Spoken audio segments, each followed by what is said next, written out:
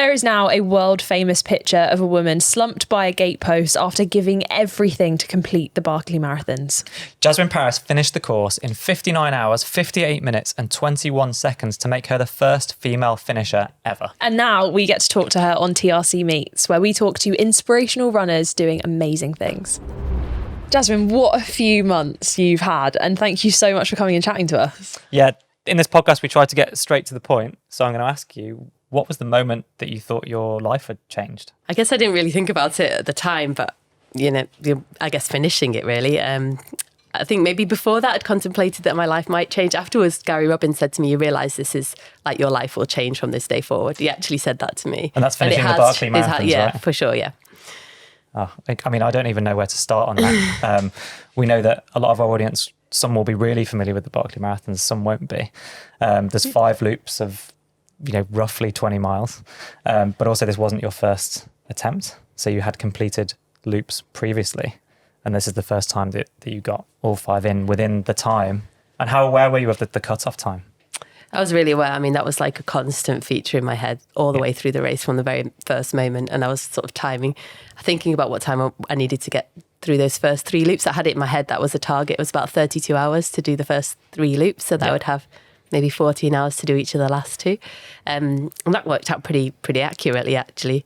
But then on that final loop, I was certainly the last 6 hours, I was counting every minute, and certainly the last 3 hours or so back from the fire tower, I had it down in my head, the splits to sort of within a minute, that I needed to make them. So I was like, I was allowing myself to kind of dip into cold water, the streams in the valleys, but it was, literally 30 seconds because I couldn't spare any more time. And I was chasing myself up the hill. Yeah, 30 seconds when you've been going for 60 hours is crazy. That is precise. And for anyone who doesn't know Barkley, from someone who has done it and has completed it, could you sum up, what are the Barkley marathons and why are they so special? I mean, I think it's a really unique race. It's very hard to explain to people that haven't been there. And I think you never really truly know until you have been there and tried it. Lots of people ask, why is it so hard? Because that's the same question that I ask. That's really annoying. If you look at the statistics time-wise, you should be able to do that way, way quicker. Even despite, it's got a lot of ascent, but even so. But I think it's just the terrain's challenging. It's really steep, sort of like pulling yourself up. Often kind of reaching for trees and to haul yourself up, and the same going back down. Straight as you get to the top, you go back down again, and you're kind of falling over. In some places, it's almost like a controlled fall. And then there's sections that are really, thick with briars, so they get stuck on you and either scratch you, tear at your clothes, and you have to kind of stop and peel them off. And then mainly, like, the navigation's a huge component of it as well, and people don't realise how much time that takes, and also how much time you lose when you get lost. And even the very best, the people that have finished it multiple times still get lost. So all those things make it, really challenging. Yeah, when you're thinking about this 60-hour cutoff and you've planned it down to the 30 seconds and it's constantly in your mind and you're having to navigate. And obviously you've been doing it. If I just sat down for 60 hours, I'd be pretty tired. So how conscious are you of making the right choice of like the direction that you're taking or the navigation? Yeah, I think that's one of the kind of key challenges of it, is that you stay focused the whole time. There's not many races where you have to stay so focused for such a long period of time. I mean, there's obviously the sleep deprivation, so most people on that race don't sleep at all. There's just no time.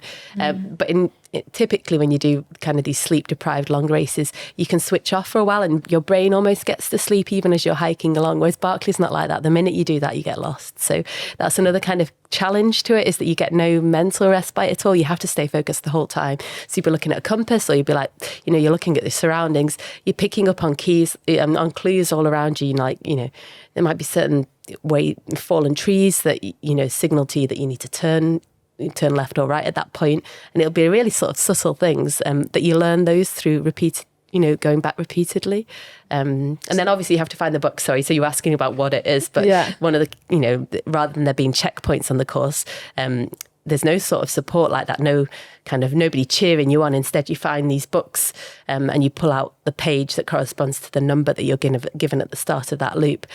So that's another kind of quirky element to it. And you obviously have to find the books. You have to be in the right place to find the books. Do you remember what any of the books were? I don't. It was all to do with dogs, and you wouldn't do it to dogs, I think was the kind of title. I didn't spend a long time looking at the titles. I didn't have to fancy admit, flicking through a few chapters. Didn't do much reading. This race, but like from the amount of precision you talked about, like in the racing environment, when you decide to take on a race like Barkley, is everything else out the window? Like, how many months beforehand are you focused in on that race? And do you do any kind of tune-up races before, or is it just all eyes on Barkley? Well, obviously it takes place every year, like in the spring. There's not that much racing in the period before it. I feel like for the last 3 years, it's sort of running-wise taken over my winter. It's been like the big challenge. So obviously that in Scotland, that means a lot of running in the dark and wind and rain. And I feel like there's been storms every single weekend that I was training. That's just Scotland all the time, isn't it? But this winter, it felt like that. Felt like I was constantly running in a storm. I guess good training for the mental kind of aspect of it. But you're right. I mean, it has to be a huge focus, and physically I had to prepare for that. At the same time, I'm a mum, I've got a career, a full-time job, and I've got 2 small children who are the most important thing in my life. So it can't be the ultimate, I mean, it's a focus, but I still don't let it kind of take over my life. Do they understand? Do the kids, do they get it? I think they've grown up with me running, and that's almost like they know it's like a way, it's just the way the world works, is that mum and dad go running. So they know that, and they don't argue with it, they just accept it. At the same, and in terms of Barkley, I mean, they knew that we went away, they were with grandparents, they had a great time. I think my daughter acknowledged that I'd, done the race because someone told her, at school that they'd seen me on TV. But my 3-year-old son has no concept of it at all. So that's nice to acknowledge it. Like, well done, 60 hours, that's all right. Well, that was about it. The normality of it. So I was fortunate in my career to be full-time as an athlete, but I didn't have to run very far. My race was 4 minutes, not 60 hours. So I guess that's the incredible thing for me, is you've got the full-time job and a family. Things that I have now but didn't have at all when I was trying to compete. How much running are you having to do each week? I can't realistically fit in more than about maximum 2 hours of running in the day, during the week, sorry. So I tend to get up at 5, train from 5:30 maybe till 7:15 or so. Then I do a strength class 3 times a week, and then it's like straight into the nursery run, literally 5 minutes to kind of get changed, get out the door, and drop my son at nursery on the way to work. And if I'm in the lab, I cycle commute in from there and back again. So that's extra training. For Barkley specifically, I was doing 2 or 3 times a week also, like a stair climber session in the gym right next to nursery just before picking my son back up in the evening. So like, just working through lunch and kind of getting out in time to do that just before the end of nursery pickup. But it's a challenge to get it all in. The weekend, the weekend, that's when you can get the real long sessions in. And the challenge for Barkley is that obviously my long runs don't tend to be ever more than about 25 miles. But the challenge is if you're trying to get the maximum amount of descent, I guess the maximum was about 4,700 meters that I did in one session. It just takes a long time to do that off trail on steep terrain. So, I think the longest session I did, I actually went to bed at 8 p.m, got up at midnight, went out at 1 a.m. in a rainstorm, which was actually a snowstorm when you got to the top of the hill. And I just did like 8.5 hours of hill reps. Like up and down the same one? Yeah. And then it was kind of, by the morning, it was amazing because the weather cleared and it was beautifully like white and frosty. And then I just did my usual thing of taking the kids swimming at 10:30. So we just had a normal day, but I had this That's kind of quite, like... That's quite like you must have felt like a superhuman going to that swimming. You must have been like, look at all of you with your 8 hours sleep. I've been up on a hill since 1 a.m. Do you enjoy those sessions, or is there something like is it type 1 fun or type 2 fun? You're right. It was a really nice feeling. It was like a really warm feeling. Sometimes when you do, you don't have to. It doesn't even have to be a race. Sometimes you do something and you kind of. You have it's like an inner knowledge. You don't have to tell anybody about it, but you just kind of feel great. You can walk around the supermarket, this real adventure. But also, I was out there and I was really aware of how bonkers it was especially when I was climbing up through as the rain turned to sleet and into snow, and it was like proper whirling snow at like 1 a.m. in the morning. And I was with the dog, but it felt like a shared adventure, and I was actually listening to some music as well. And it all felt, it was kind of really good to look back on. The memory is like a really positive, warm memory, but you couldn't do that all the time because I wouldn't want to like keep missing nights of sleep. But I think occasionally doing something like that is good preparation for something as bonkers as Barkley is. Which is it harder physically or mentally, like the challenge itself? I mean, there's nothing that would make me get up at 1 a.m. to run 8.5 hours of hills in the snow. I mean, Andy was getting lifts up one flight of stairs I would when he was competing. I'd be getting the lift whenever I could. I would be, avoiding walking or running at all costs unless it was my very specific running training. And then I'd be napping in the afternoons. But if you're putting in 8.5 hours, there's no time for naps. Especially if you want to spend the day with the kids. I guess, I was just excited about Barkley training full stop. And this year I felt good. I, started to get that feeling that you get when, I guess, you find flow, when you start to feel like you can run, like you really can do it. And so it was kind of, I was enjoying training and it was exciting. And I was excited about that particular training session. I guess when I opened the door and it was kind of the weather looked like that, it was a little bit off-putting. But I knew that once I got out there and I was doing it, it would be okay. And it's true, it was okay. And the fun thing was it was so wet. So the snow was so wet that for the first few hours I was sort of sliding down the hill each time. So I basically did 4 hours of sledging with reps uphill, and then it froze more. So then I could keep my footing as I was going down, but there was a good few hours of kind of sledging on my bum downhill as well, which was good fun. So I'm obsessed with, I don't want to stay on it too long, but that session then, 8.5 hours, is it, how long is that hill? Like how long is it taking you to go up? I don't know. I think I did it like 17 times and it was about 300 meters of climb. I don't know. It was kind of all off trail, so it wasn't the easiest terrain as well. There were some rocky bits and stuff. I don't even know what to do with that information. I'm so overwhelmed with it. And I'm thinking at my life, 3 children and a full-time job and an hour of running a few times a week. And it's such an extreme. But you don't get to make history unless you put that work in. Another element that's interesting as well is you've struggled with fatigue for the last few years, is that right? And then apparently coming into Barkley this year, you felt like you said, their flow state. Can you talk about how was it training with that level of fatigue? And did you get to the bottom of kind of what had caused it and how to, I guess, get out of that cycle? Yeah, it was you're absolutely right. For the last couple of years, I'd had this kind of intermittent fatigue and it wasn't always there and it seemed to get a bit better and then came back again. And it's I feel like it really peaked last summer. I raced in Italy, a race around the Matterhorn in July. And after that, I just felt really tired. I was supposed to be doing the Tour de Géant in Italy in September. And I decided not to race. And that, I think, was like a key decision. And a big part in my mind was, I want to go back to Barkley and I've got to get on top of this and feel really good. If I'm going to go back, there's no point in doing it unless I'm on top form, because there's no chance. So I sacrificed that race. I had some family issues going on. My dad wasn't very well, which thankfully is much better now.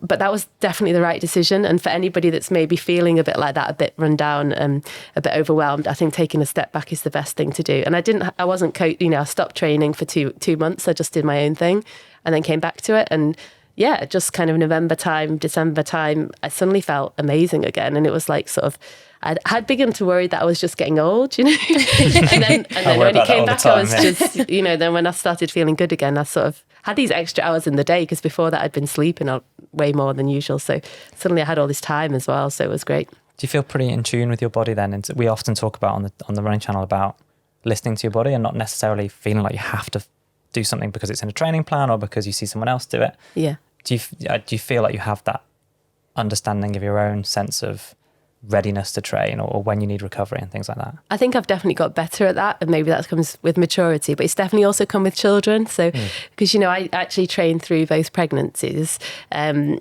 then started running fairly soon afterwards as well, but with in both cases I was really conscious that I just wanted to listen to what my body was saying felt good and felt sort of safe and comfortable, and I didn't push it. So I guess that sort of same philosophies apply to running.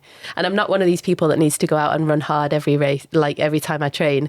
I'm really happy to do the easy runs, so I'm really good at running slow, so I think that's maybe an advantage. I think that's important though. I think everything that you've said is, for a lot of people in your position, having run Barkley a number of times, knowing that you've got the potential to go back there the year after, but then also feeling is this fatigue happening? A lot of people would just plow on, and I think having that in tuneness to go no, okay, let's reset and see how that will play out. I mean, it played out pretty well, but I think that's so right, in that so many people will try and run through injury, or will try and just crack on, or will have a race booked and just pin everything on that. Yeah. So then going into Barkley, it went very well. In that moment where you finished, you're touching the gate, at what point did you go, oh my gosh, I've actually done it, I've completed it? I don't even know. I'd like reached so deep by the time I got to the gate that I'm not sure I could even kind of comprehend it initially. Just The video of it You'll probably see yeah. from the videos that like from the bottom of the hill, I was really digging the very depths of the barrel. And I didn't really think it was possible kind of humanly, I guess, to get to the gate. But when I finally got there, I guess I didn't even have the energy or hadn't given kind of any thought to how I was going to even stop at the gate. I just sort of ran straight into it and sort of went right over the top of it and then collapsed. And that just shows how little awareness I had at that point. It was just all about getting to the gate. So I think it took me a few moments before I had enough oxygen in my brain again to sort of realise. But then when I sat up, and I think the first thing I sort of looked around at everybody and said thank you, because because of this amazing support, and also it feels like a sort of team thing, despite the fact that you're out there so much on your own. It's a very intimate race. There's a real camaraderie, and there's an incredible sort of spirit of friendship between the people that actually go out on the course. You spend so many hours in such kind of challenging conditions with the people you're out there with. You kind of really build these friendships and this sort of real bond. So I think afterwards, the main thing, straight as I kind of was able to sit up and look around, I said thank you to everybody for kind of, it felt like a shared victory for us all. And watching that video back, do you kind of have an out of body experience with it? Because I've heard of people talk about it, like when you watch that video back, can you picture that moment, or are you kind of just watching yourself going, wow, she's great? No, I definitely, I'm right back there. I mean, it was such an intense moment. I don't think I'll ever kind of forget it. And at the same time, it was almost blurry because, by the time I was reaching the gate, the people on either side of me, all the kind of peripheral vision was pretty blurred, and all I could see was that gate. And but the intensity of that moment and the kind of depth of effort that I had to put in, that's there, and I don't think that's going to go away. When I actually think back to it and think back to how close it was, I get this shudder down my spine of it was close. Was it 59 hours 58 minutes 21 seconds? Yeah, so I mean, you had a good minute and how's your math? Minute 39 seconds. Were you not tempted to just stop just before the gate, wait a little bit? I had no idea how much time I had. Potentially I was, I'd already missed the cutoff as far as I was concerned. I had no idea. And did you know what had happened ahead of you with the other runners? No. So you have no idea. You have no way of knowing. Because even, there's no way, the only time you can be given any information is when you're in that interlupal period in camp. Yeah. Even the fire tower, they're not allowed to tell you anything. All they can do is shout, well done. And how long did you take each time in between each loop, roughly? I think I was really fast. I mean, I've not actually sat down and looked at it, but my impression coming back was that quite often I was coming back behind people and then leaving at the same time as them, or catching up time. My husband suggested that I was really fast. It was but that was mainly because I knew that I didn't have any time to spare. I needed to get back out again. So I think minutes. It wasn't very long at all. Oh right, okay. And then I think your last loop was quicker than your second to last loop. Is that right? Yeah, but then slightly. I think that's a common feature. I think if you look back at the stats, then most people that finish run their last loop faster than the one before. Because the finish line's in sight, right? I think mainly because they're down to the wire in terms of time. It's like the ultramarathon version of a sprint finish, I guess. Yeah. Not a lot of sprinting. I mean, the loop 4, that's one of the reasons loop 4 is so hard, is because you know that you've got another loop still to do, whereas loop 5, you're kind of racing for home. Yeah. But also, you know that if you manage to get there then in time, then you've done it. So it's a big motivator to finish. So you made history by being the first female finisher ever at the Barkley Marathons. I wondered whether that's because a few years ago you were the first finisher outright at the Spine race, so my hours ahead of all of the men in that race. Whether there's how do you treat the distinction? Do you just see it as a completely level playing field in these ultra races now, where it's not necessarily about being first female, it's about you can compete with everyone out there, and it was only a matter of minutes actually as well, wasn't it? So how do you see it in terms of that? The male versus female in ultra running? So I kind of answer this from two points of view. Personally, for me, I go into races and I don't really think about like the male female thing really. I just go there because I'm excited about the challenge. I mean, with Barkley there was this added sort of element of people saying a woman couldn't finish, and it was a bit like, well, watch me type thing. Yeah, amazing.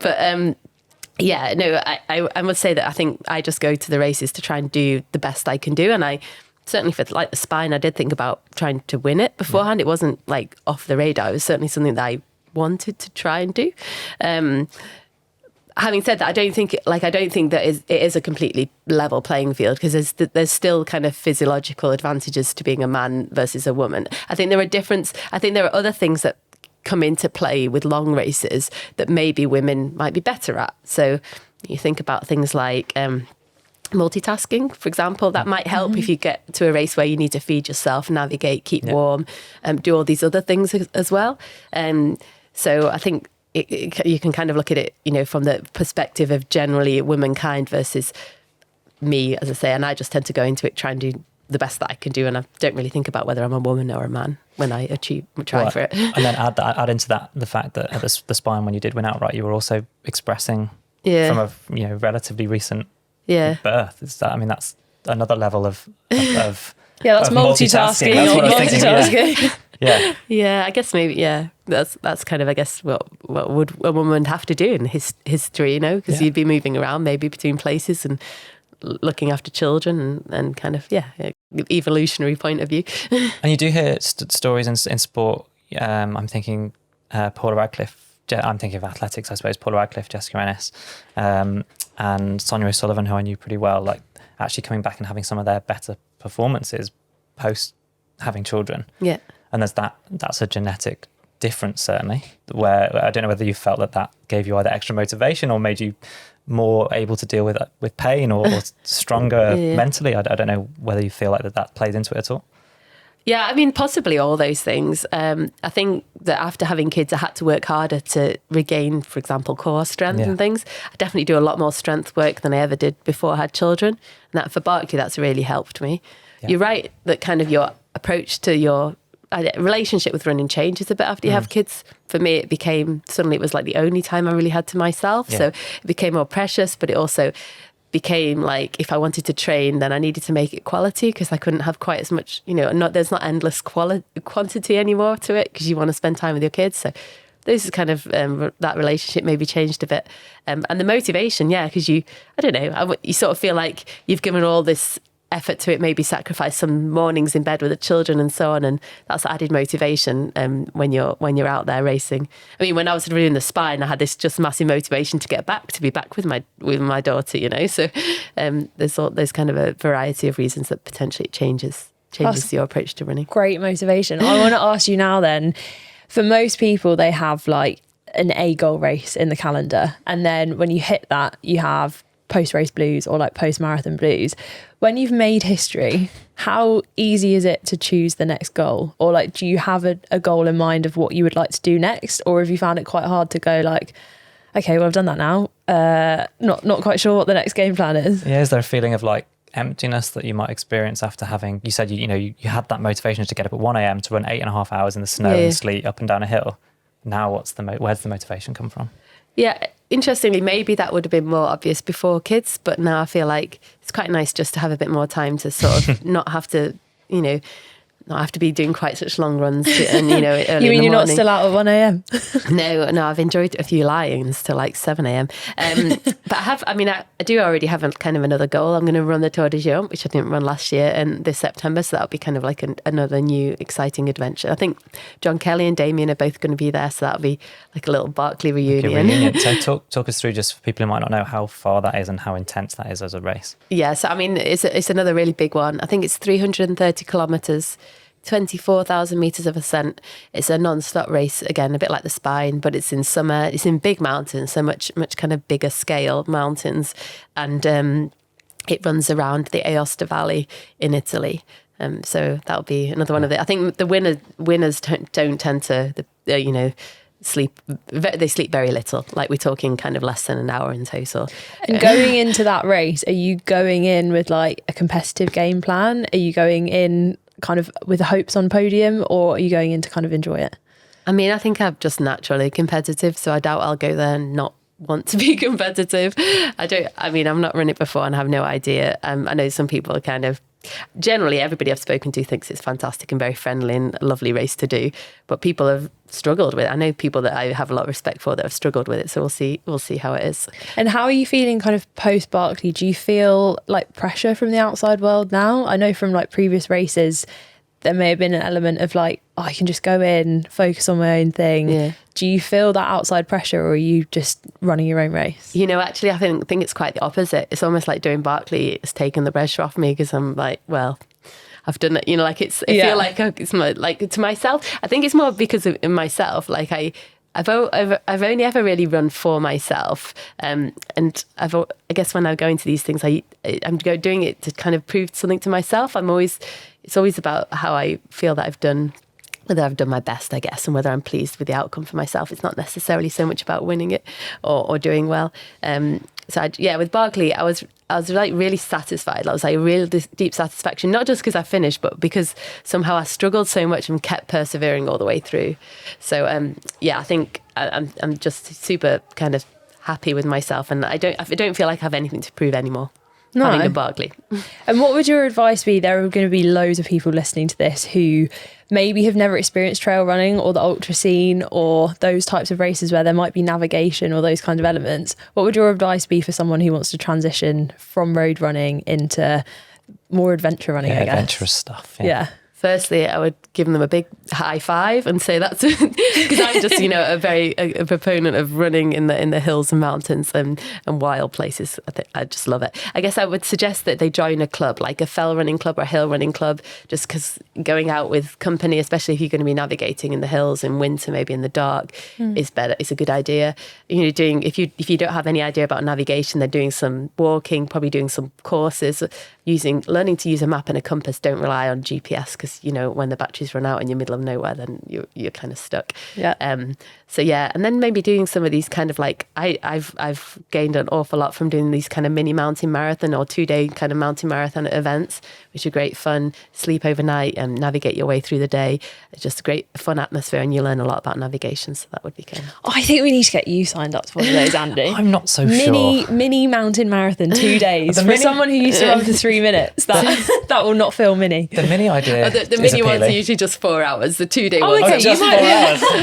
The longest. So my longest ever run has been the one marathon that I've done, right. And that was like I can run okay for a short period of time. So I've never run for longer than 3 hours. I don't think. Right. So.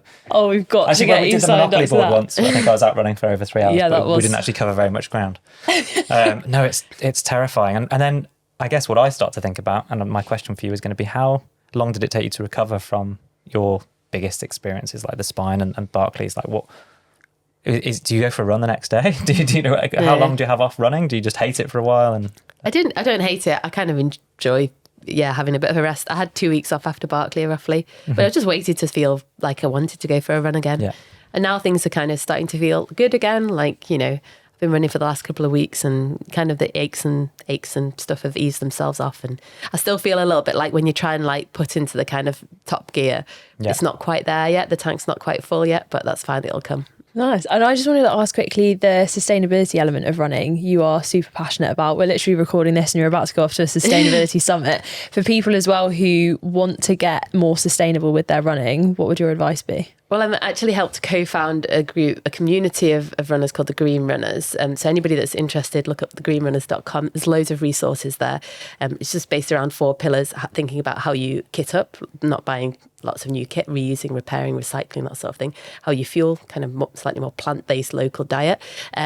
Thinking about how you move. So we know that travel to races is like a massive thing. So trying not to fly, traveling locally, maybe doing less races, that sort of thing. And then how you speak out. So we're kind of keen to kind of harness the collective power of our voice to speak out, to shape the future of our sport in a kind of planet-friendly direction. So if you want to check it out there and you can make a pledge, become a member, that sort of thing, all the resources there. So, and that would be, right now I direct you to the Green Runners as a great kind of starting resource. Awesome. Thank you so much. It's been fascinating to hear about. I think quite often when people create these incredible feats, you think of like, they can't ever hate running or like they can't ever find it hard. But it's been really interesting to hear about your experiences and just how much of a lovely, down-to-earth person you are. And best of luck for everything you've got coming next, because I'm sure there are going to be some incredible things. Thanks very much. It's been a pleasure.